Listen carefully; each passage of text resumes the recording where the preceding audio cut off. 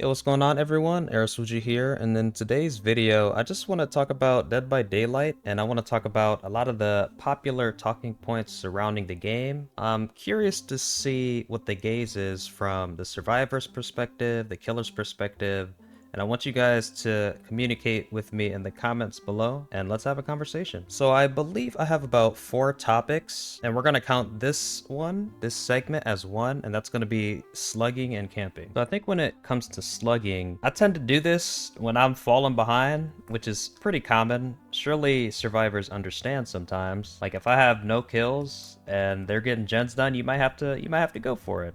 Just to do it super early on is kind of course it's controversial, and then that's why we have the people that believe, some believe that I don't care, I just got to do what I have to do to get on the map, get these survivors out of here as soon as possible. But maybe it's a fine balance between like playing to be a maximizer to have as much fun as possible, or just like playing to win.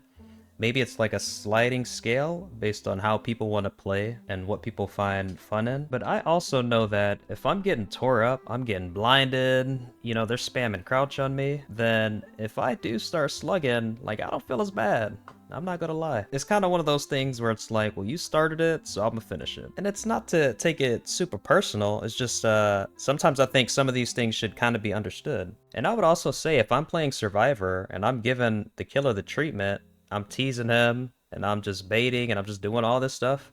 If he catches me and he gets me out of the game, I'm not gonna be too upset about it. I mean, I could be salty, but I understand the game I was playing. I just feel like sometimes with these survivors, like they kind of want their cake and they want to eat it too. They want to get away with everything, right? They want to get away with everything, and then they want to blow up the all chat like after the game. Like if you realized how that survivor was playing, like that's crazy. But I would say if this happens, try not to take it too seriously and just keep it pushing. We're just ultimately trying to have fun, right?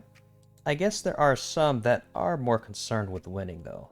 So I guess I'll leave that there. Okay, so when it comes to camping, I'm curious to what constitutes as camping for y'all. Is it like proximity camping? Is it just like I guess it wouldn't be like tunneling someone out. It would be like kind of like camping the hook a bit. So yeah, I guess I'll leave that there and we can move on to our next segment that I kind of want to speak to. And that's basically going to be the pallet density, or how they did the pallets recently.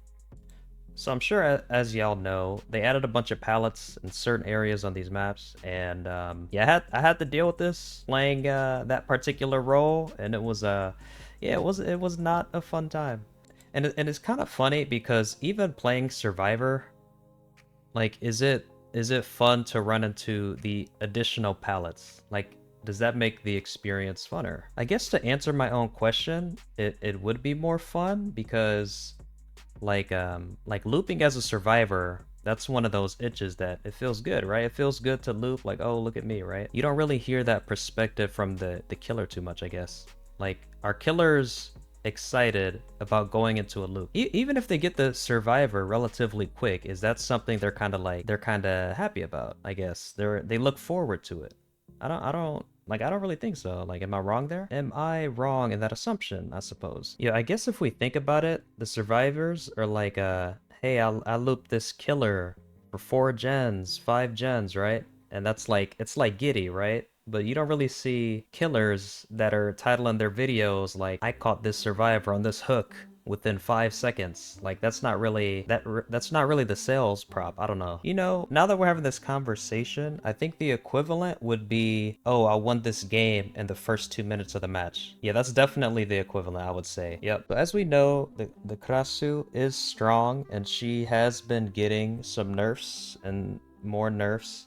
And I honestly think she's going to be getting some more nerfs. Hopefully she doesn't get nerfed to the floor, but I think we have some time before we get there. But based on y'all matches, how often are y'all seeing her or playing her? And I would also say, or ask the question, how strong do you think she is? Okay, and so for our 4th segment, this is basically a conversation when it comes to the low tier killers. And some of them have been changed, right? So I'm thinking like Freddy, Clown, and Myers. So I would say I like that these changes are starting to come in, but it does seem like, in some giveaways, a lot of them are still underwhelming. I think that's ultimately in their kit. It's ultimately just in their kit. Like, we kind of know what assets some of these characters have that just make them insanely strong. Like, we know what Nurse can do, and recently Krasue, and basically those top tiers, right? So what other low tier killers would you guys like to see changes for? Or the ones that have recently been changed, like Myers, do you feel like a few tweaks would make him super solid, or do you feel like he's fine right now? But alright, that's gonna do it for this video. Remember to like, comment, and subscribe.